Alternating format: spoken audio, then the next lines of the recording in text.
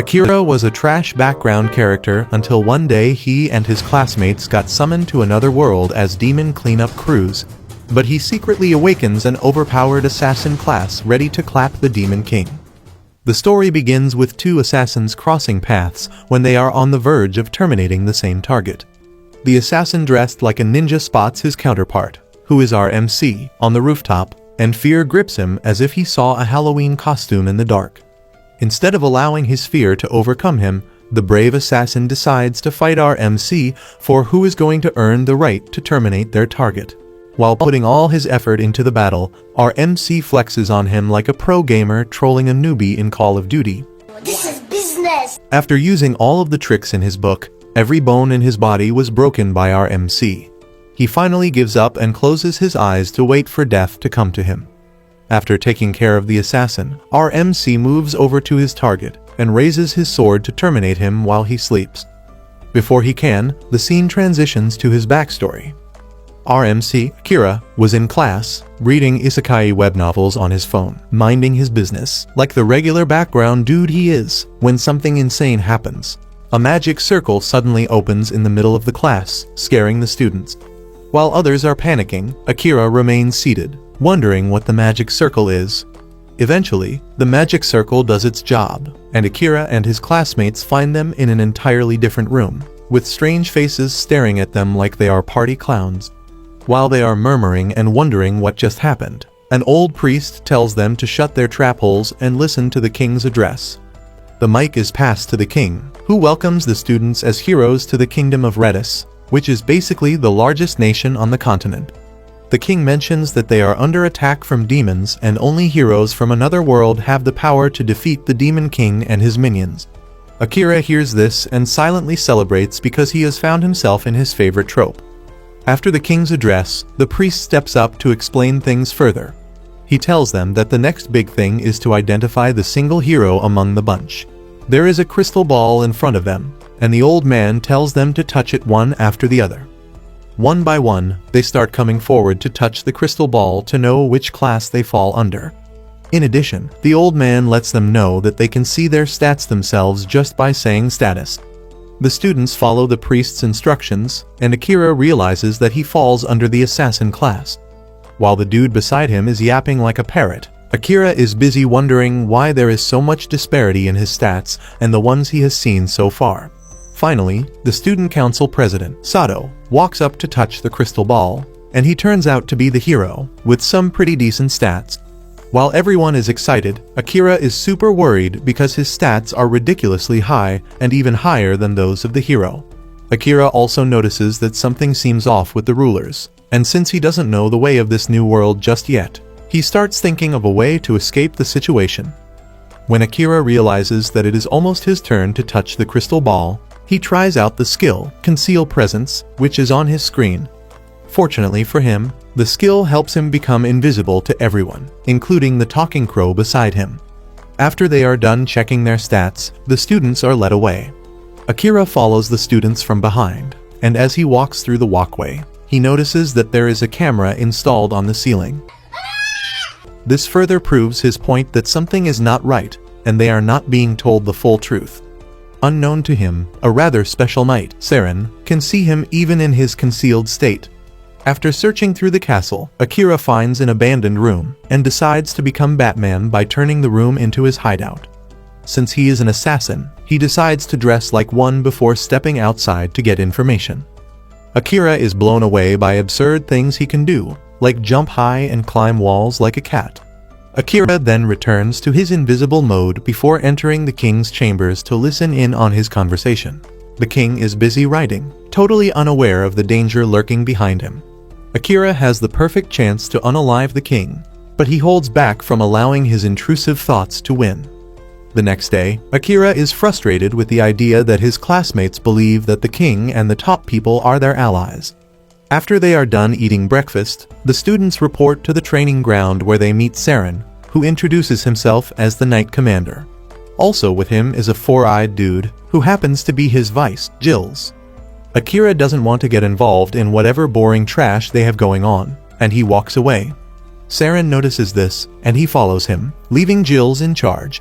Akira is standing by the fountain when Saren approaches him with a clear indication that he can see him. Akira is shocked, wondering if he had disabled his concealment status. However, Saren assures him that his skill is still active, but he is just a chill dude with special eyes, which is why he can see Akira. Akira reaches for his sword, but Saren quickly tells him that he has no intentions of exposing him. This leaves Akira puzzled since Saren should be on the king's side. Akira finally agrees to sit down with the dude, and he tells him about his plan to see the archives because he wants to know more about this new world he has found himself in. Saren asks him about the level of his concealment skill, and Akira reveals that it is maxed out, ultimately shocking Saren. Realizing that Akira has potential, he offers to train him but in return, Akira will give him knowledge about his homeworld. With this, the two ultimately become partners. Momentarily, he starts learning about the new world, and while learning, Saren is also taking Akira through rigorous and physical training. Later on, Saren calls his vice to fill him in on everything that he has learned from Akira. It turns out that Akira and the first ever hero in the land are both from Japan. Their meeting comes to an end when Akira knocks on the door to come see Saren.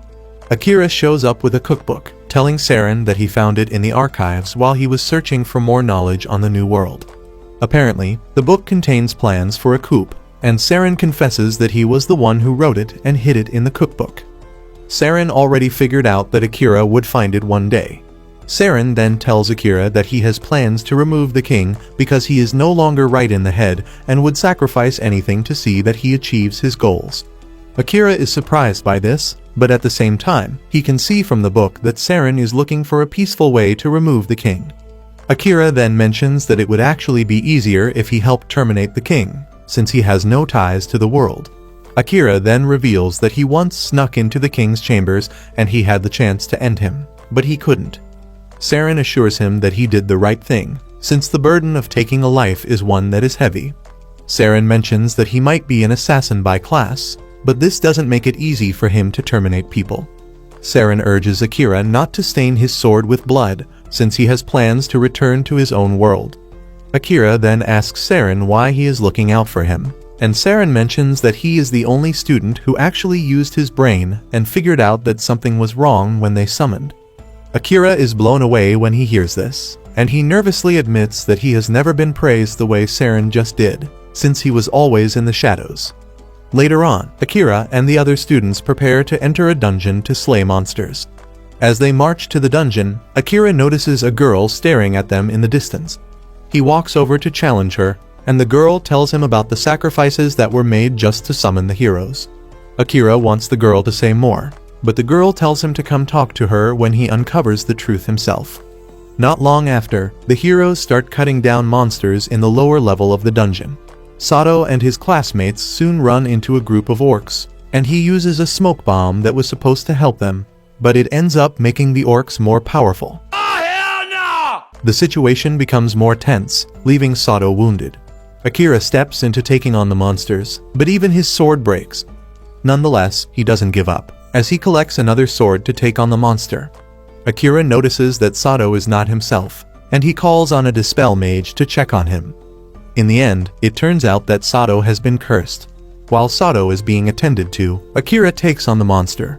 Realizing that the monster is tough, he tells Saren to cover him while he tries to use his new skill, Shadow Magic.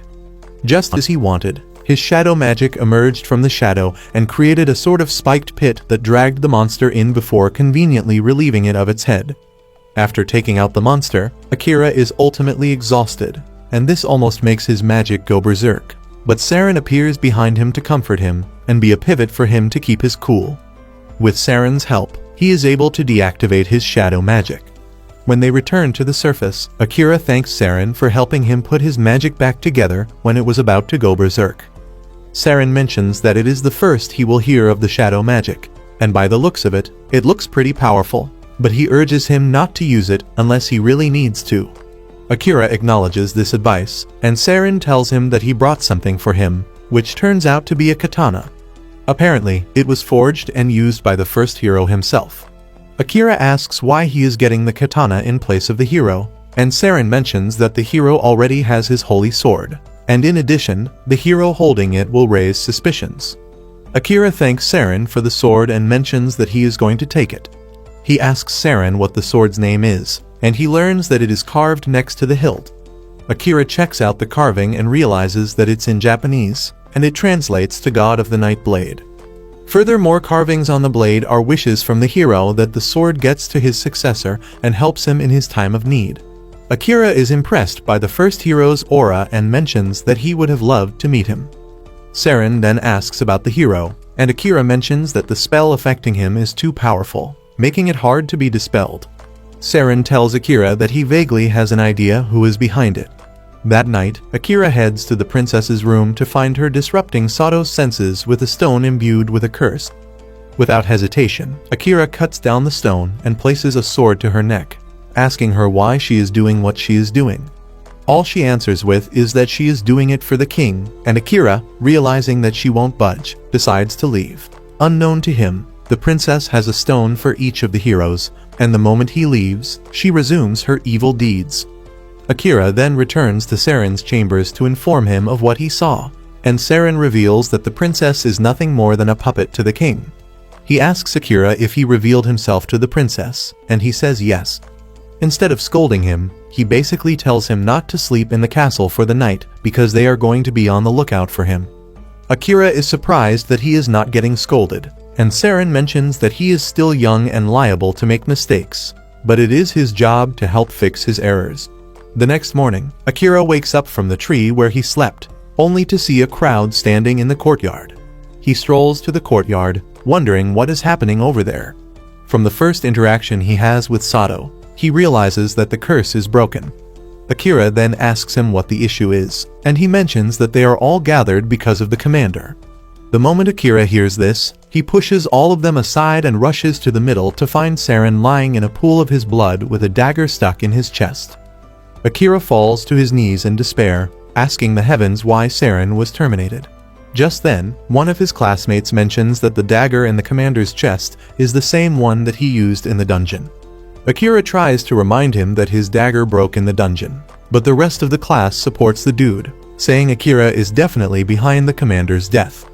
Without thinking twice, Akira easily figures out that his classmates are under the princess's spell. Out of everyone, Sato is the only one trying to be reasonable, but the king soon shows up and orders that the knights terminate Akira. Realizing the danger, he quickly activates the concealment skill to get away from them. He appears behind Jills and subtly calls his name so as not to scare him. Jills then mentions that the commander was sent to the afterlife by the king's personal assassins, the Night Ravens. Jills lets him know that the assassins are also after him, but the commander had already left provisions for him in his chambers. Akira thanks Jills and immediately heads to Saren's chambers to get the things he left for him. Akira is thankful that Saren made the provisions beforehand, just as if he already knew that he was going to be eliminated. Akira safely escapes the palace, but the king tells the princess to make sure that they stay on his tail. Before his death, Saren had told Akira that the best place for him to hide when he is in trouble is the dungeon. However, he warns him to be careful because he is going to have little access to water. And in addition to this, the enhanced monsters can sense him even in a concealed state. Saren lets him know that he can easily level up in the dungeon and increase his class abilities. Saren had advised him to head to the labyrinth of Cantinen to try and take out the bosses on every 10th floor because he would get special rewards from this. However, he lets him know that he won't be able to leave a boss's chamber once he enters, and it would be a fight to the death. The first boss room that Akira enters is a monster that looks like a cat, but has a snake for a tail. Akira gets completely overwhelmed in the first few minutes of the battle, and realizes that he is about to be terminated. He activates his shadow skill.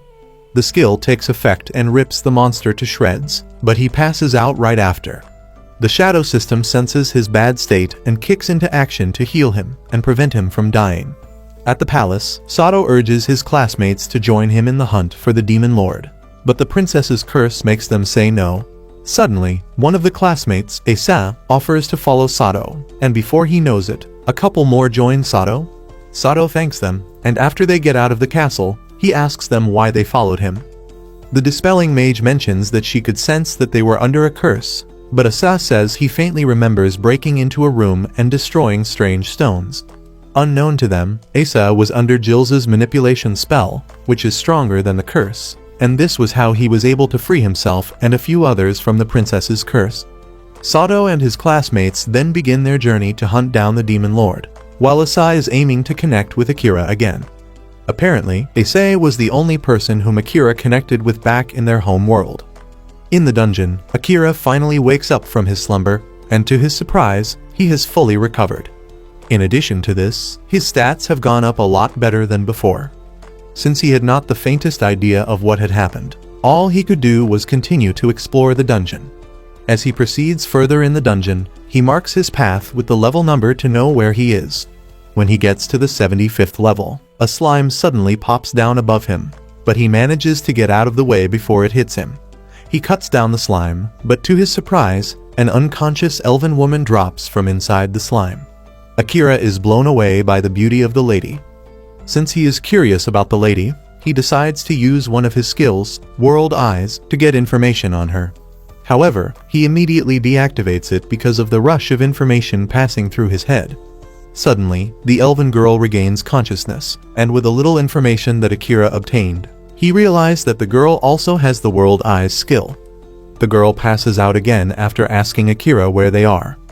Later on, the elf wakes up to find a blanket on her, and there is also a fire to keep her warm.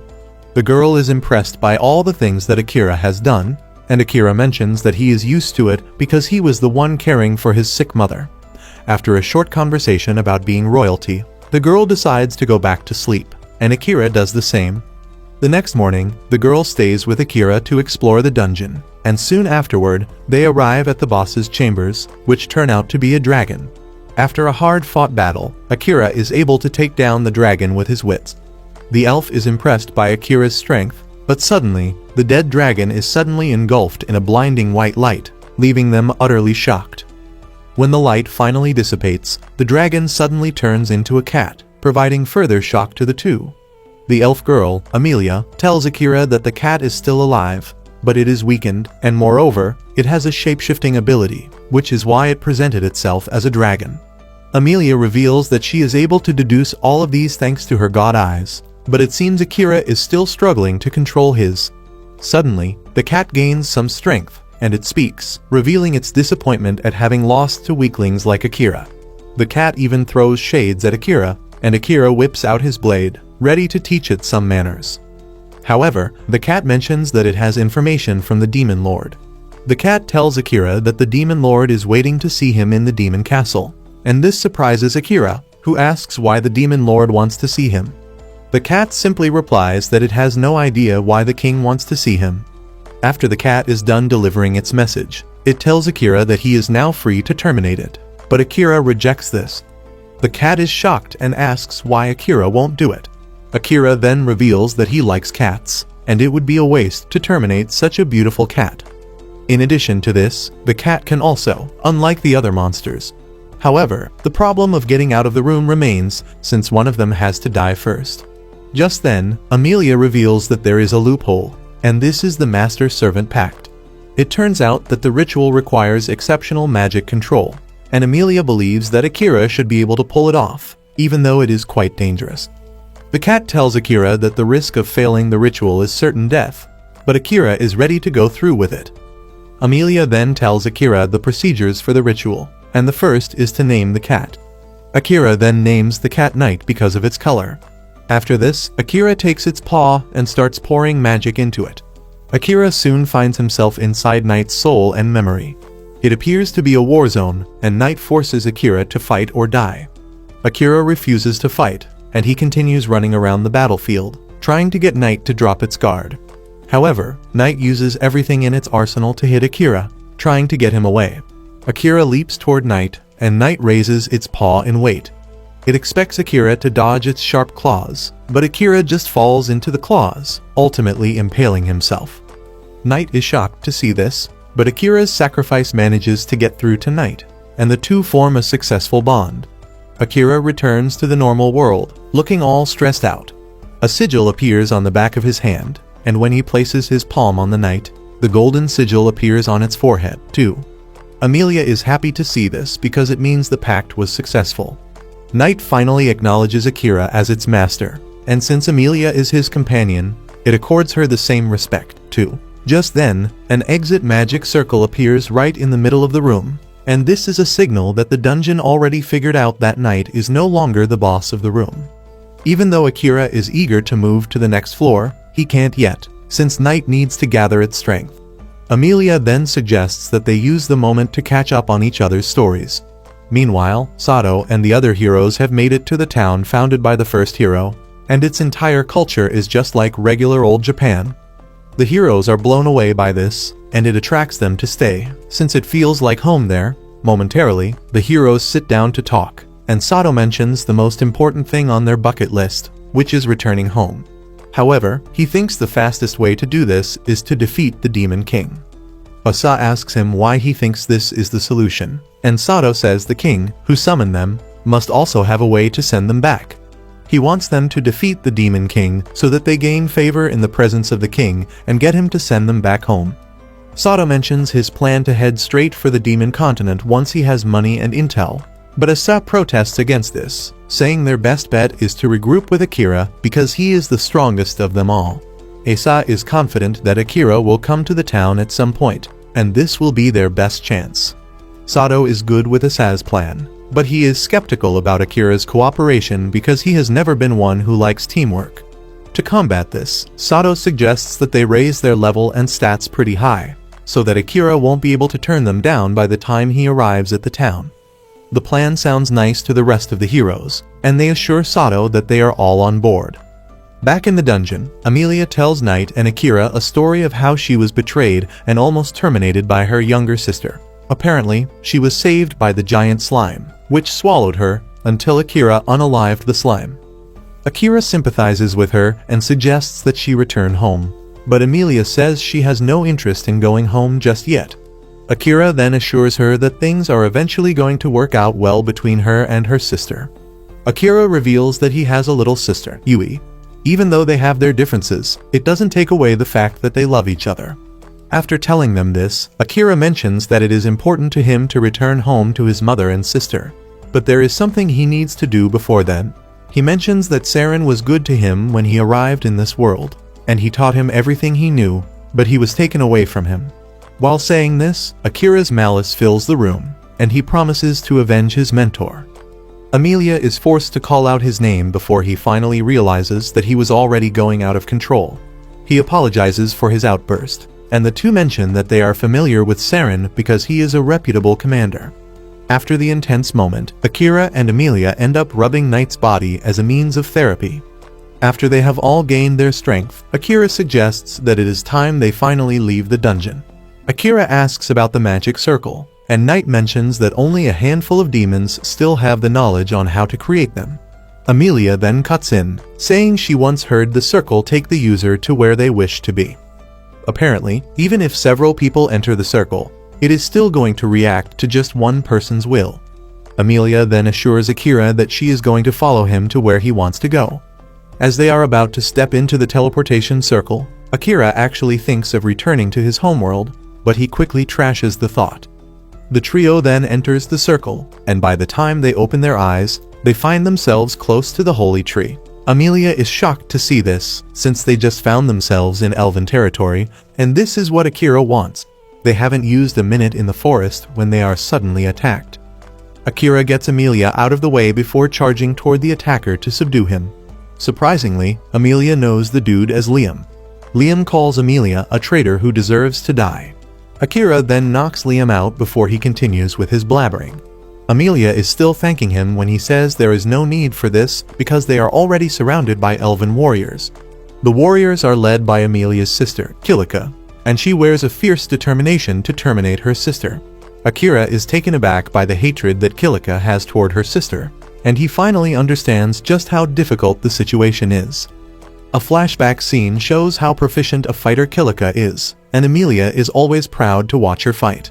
Things are going well until Liam shows up one day, telling Emilia that he wants to annul their engagement. Kilika supported Liam, calling Emilia a child of blight. Before Emilia knows it, Liam and the other guards have turned against her. Remembering this hits Emilia's heart really hard, and she tells Kilika that she would gladly leave to avoid any problem. Kilika disagrees, forcing Akira to step up for her. Akira asks Kilika why she keeps calling Emilia a criminal, and Kilika takes off her sleeve, revealing the blemish there, and she claims that her sister was the one who poisoned her.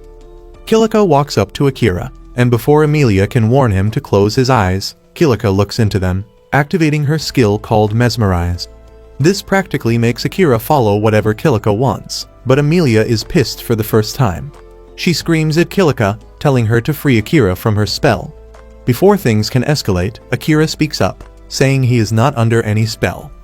This shocks Kilika, since one above her in power cannot fall under her spell. Akira tells Kilika that she would have to clear up her sister's name, but this triggers her, and she orders the soldiers to eliminate Akira. Akira is gearing up for a fight when Emilia's father shows up, preventing a bloodshed. He walks up to Kilika, demanding an explanation from her, but when he sees that she has used her skill on the soldiers, the king promises to punish her for it later. The king then tells Akira to leave since his business is done. Emilia tells the man that Akira is the one who saved her, but the king insists that he has to go because outsiders are not allowed to set foot in their sacred land. Akira then cuts in to defend Emilia. The king is surprised at his audacity, and he reminds the man that he is not his subject, which ultimately means he has no reason to follow his orders. In fact, Akira is ready to fight him if it means breaking Emilia free. The king realizes that Akira is not all bark when he sees Liam trying to pull himself back up after he was knocked out by Akira. Since Akira is stubborn, the king decides to challenge him to a duel, and he makes Kilika his representative. The king announces that the duel will take place before the giant holy tree. On their way to the holy tree, Akira asks Emilia about the child of blight that Kilika called her. Emilia then explains the old rumor that whenever a twin is born, one of them will be different, and this said child will bring calamity to the world. Akira is surprised to hear that Emilia is actually Kilika's twin, and Night reveals that the superstition about the twins has long been cleared out. Emilia argues that there is the possibility that it is true in her case because she is the only one with different eye and ear colors. Akira then casually says Emilia's hair color and eye color are actually beautiful. Before the duel begins, Emilia warns Akira, telling him that Kilika is very proficient when it comes to swordsmanship. Akira is surprised that Emilia thinks highly of her sister, and she confesses that she was once her joy and pride. Akira then decides to go easy on Kilika and not unsheath his sword. The fight begins, and Akira dances around Emilia, swiftly dodging her sword strikes, while showing her that he can easily knock her out if he wants to. Frustrated, Kilika activates her buff skill that unleashes a propelled wave at Akira. However, this is still not enough to put Akira down. Akira notices the sadness in her eyes and tries talking to her about it. He knocks her down, telling her that Emilia praised her, but Kilika retorts, saying Emilia took everything away from her. Kilika angrily lets loose of her buff skill, forcing Akira to move faster than before. Realizing that the spectators might be in danger, Akira tells Night to protect Emilia. Kilika screams out, saying Emilia, her divine sister, took everything away from her, because people started looking at her the moment they realized that Emilia was special. Realizing that things are going really badly, Liam gives Emilia the purifying twig, telling her to save Kilika with it. Emilia uses the twig's power to purify everyone under Kilika's spell and make them come to their senses. This only forces Kilika to the edge because she believes that she has truly lost everything. She unleashes every power within her, and Akira figures out that people are going to get hurt if he tries dodging the attack. He immediately activates his shadow magic, telling it to devour Kilika's rogue buff skill before ordering it to then devour him just so he can contain the power. Kilika refuses to back down, and she makes one last charge toward Akira, but he easily knocks her down. Kilika finally calms down, tearing up that everything is over, since her skill has been cancelled. Emilia tells her that she is getting it all wrong because Liam was never under her spell. Just then, the king comes clean, saying he is the cause of everything because he took away Kilika's memories. He restores Kilika's memories, and she remembers that she has always been with Liam. While entering the dungeon one day, she met a strange man who gave her a suspicious item, claiming it would help her level up. However, this only summoned more monsters, and in an attempt to prevent them from escaping the forest, she faces them alone. In the process, Liam comes rushing over with soldiers, but he gets stabbed by the monsters, ultimately killing him. Realizing that the guilt was killing her, her father had no choice but to make her forget everything. However, Amelia was able to save the day with 2 unique spells, Gravity and Resurrection. Using this, she was able to bring Liam back to life. After this, everyone pulled away from Kilika to avoid spilling the truth to her one day, which is why she felt she was alone. The king then reveals that he intentionally made her engage in the duel, so she could see her strength before revealing the truth to her. Apparently, Liam is immune to her skill because while he was being resurrected, a leaf from the holy tree entered his system. It finally dawns on Kilika that she has been taking everyone's kindness for neglect. She tears up, saying she is a fool, but Amelia comforts her, saying she never stopped believing in her. With this, Amelia and Kilika hug each other tightly, throwing away their beef. Because Akira won the duel, he reminds the king that Amelia is free to choose whatever she wants, and the king keeps his word. The king asks Akira where his next stop is, and he says the Beastfolk continent, where he can secure weapons. Later that day, Amelia makes Akira call her name several times before telling him that she is going to follow him across the world. Meanwhile, Sato and the other heroes are also heading to the Beastfolk continent. When it is time for Akira and Amelia to leave, the king tells them that soldiers will escort them because there have been reports of kidnappings. Amelia tells her father that he has nothing to worry about because Akira is quite strong, but the king insists, saying it is in the nature of a father to worry about his child. In fact, the whole troop is ready to follow them, but Akira politely rejects this. On their way to the port, Akira asks Knight why it didn't act rashly while they were in the presence of the elves, and Knight says it was trying to be on its best behavior. Akira then asks if the Demon Lord is watching, and it says yes. It confesses that it is still linked to the Demon Lord. Akira then tells the cat that it is free to side with the Demon Lord when it is time for them to fight, but Knight retorts, saying it is going to leave the worries till then. However, Knight reminds him that the Demon Lord is still interested in meeting with him, and Amelia believes that the Demon Lord is probably trying to make friends with him because he is quite a unique young man. Suddenly, Akira's Detect Presence skill notices something strange in the area, and he orders them to stop the carriage. They step out of the carriage to see that they have been surrounded by kidnappers, who have their faces covered.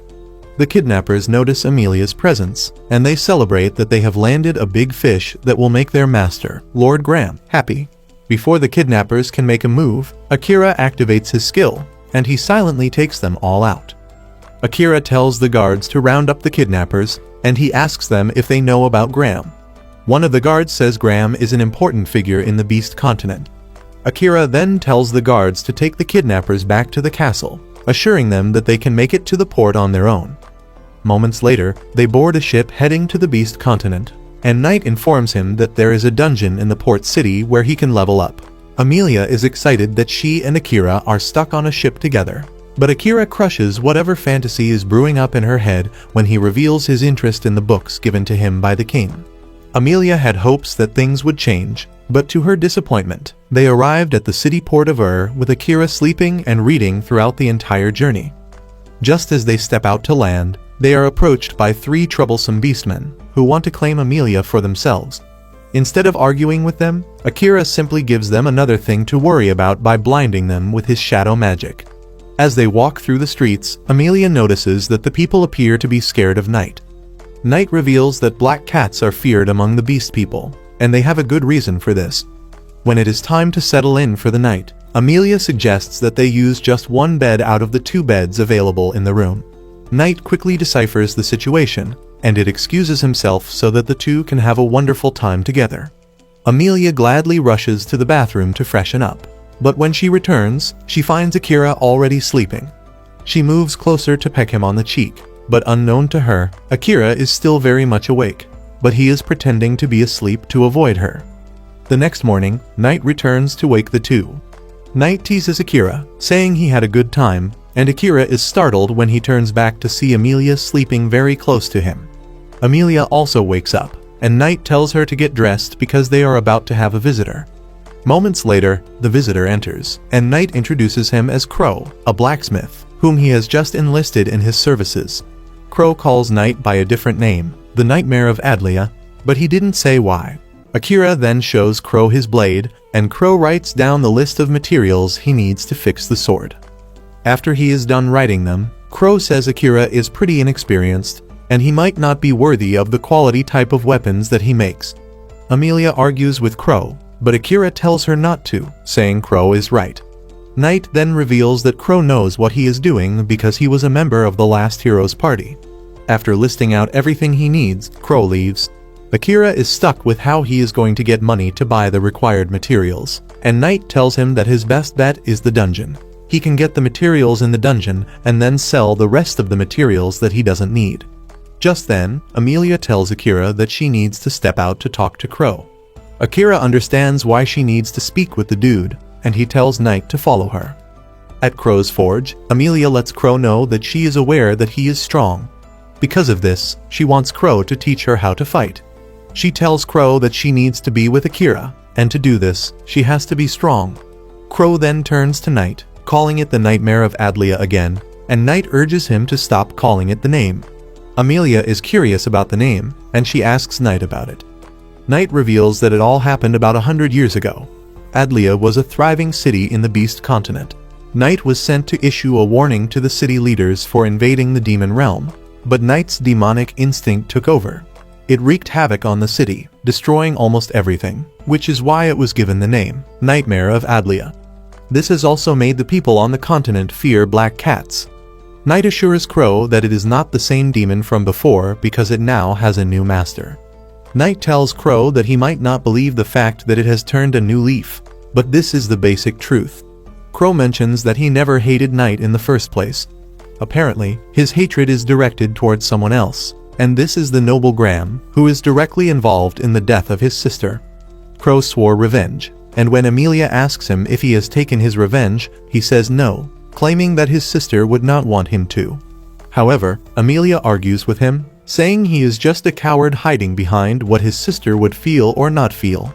Shortly afterward, a demonic invasion rocks the city. Emilia and Knight step up to help the innocent civilians who are about to be crushed.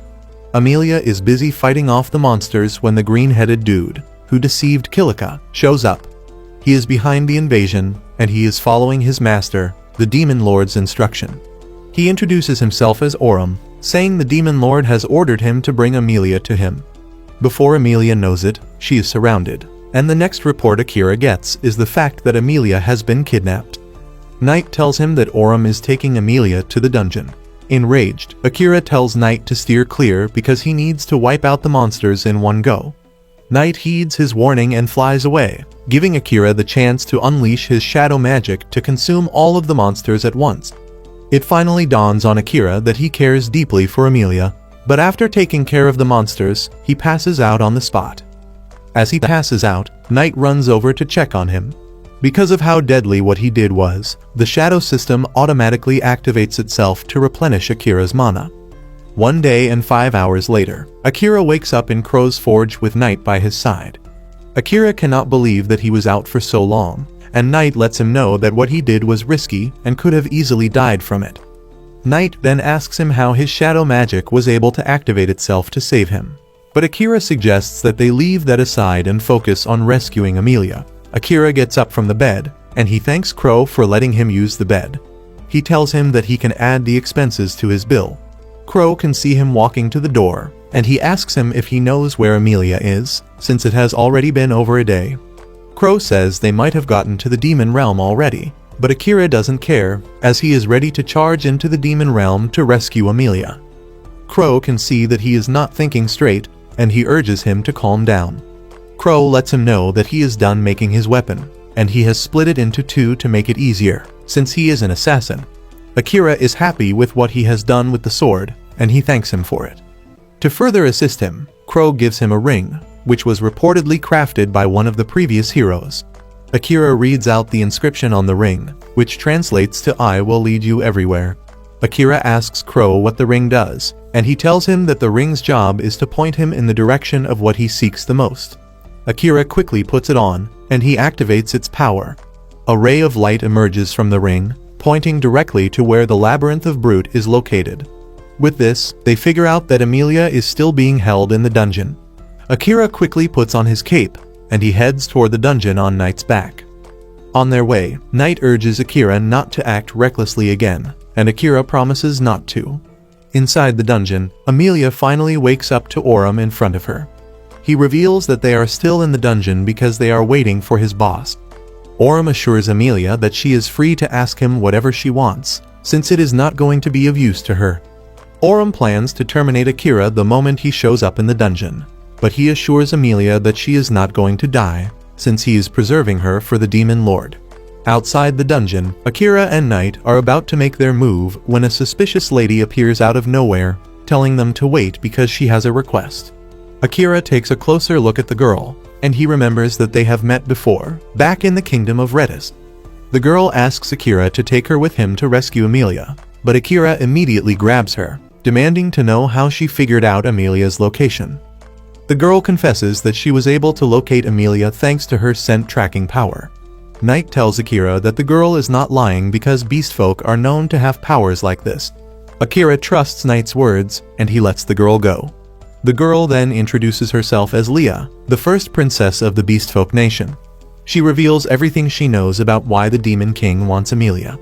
Apparently, the Demon King is after Emilia because of her resurrection magic, and Leah tells Akira that they can't allow this to happen. Since Leah possesses the barrier magic that can help them protect Emilia, Akira takes her with him. Meanwhile, inside the dungeon, Aurum continues telling Emilia just how excited he is that he wants to terminate Akira. As they continue their journey to the dungeon, Akira asks Leah how she ended up in the Redis Kingdom. She reveals that her family was abducted by a dark slime, and while looking for them, she was adopted by the kingdom. She later found out that her family wasn't the only one that went missing. People from the beast folk and even elves went missing. In the end, their lives were consumed as part of the summoning ritual. She was in Redis because she wanted to get a good look at the heroes, who were so important that they had to sacrifice her family and a ton of others for them. However, she assures Akira that she holds no grudge against him because she blames the royal family. Akira confesses that he has a personal vendetta against the royal family, too. He also believes that they were not summoned to fight demons. Knight assures him that he is right on this because it's been over a century since the demons attempted a conquest. Before Knight can finish his story, they arrive at the dungeon. Since they need to go down as fast as possible, Knight offers to transform into its true self to clear the way. He volunteered to do this to help preserve Akira's strength for when he faces Aurum. However, Knight urges Akira to help make sure it stays in control. Knight transforms and starts one-shotting the monsters, while Akira calls its name to make sure it doesn't lose control of itself. Once Akira can see that Knight is in perfect control, he tells Knight to continue the story it was narrating before. Knight reveals that the first Demon Lord was the first to attack humans as revenge for being pushed to the barren volcano continent. Basically, the stereotype from this remains from that era, and everyone believes that demons are the root of all evil. Because of this, the fight has been going on for years, and some time back, an overly excited dude even terminated the Demon Lord's wife, who was innocently sleeping in her bed. In the end, Knight lets Akira know that not all demons are bad, and he should keep this in mind when fighting them. Moments later, they make it to where Emilia is. Leah then casts a protective barrier around Emilia and Akira before anything. Knight, on the other hand, has exhausted its strength, and it lets Akira know that he is on his own. Akira thanks Knight for the help, and he tells Aurum that he is going down, but Aurum confidently tells Akira that he is no match for him. A battle ensues between the two, and Aurum doesn't even move from where he is, but he keeps cutting Akira with his spear. Leah is surprised that Akira is getting hurt even with her barrier. Knight then tells her that Akira would have died from Aurum's attacks if not for her barrier, ultimately revealing how dangerous Aurum is.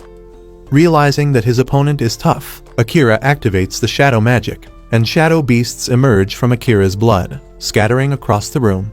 The beasts attack Aurum at the same time, overwhelming him, and giving Akira the chance to gain an edge over him.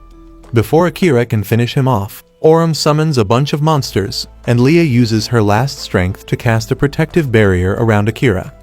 The beasts fail to cut through the barrier until Emilia regains her strength and one-shots the beasts.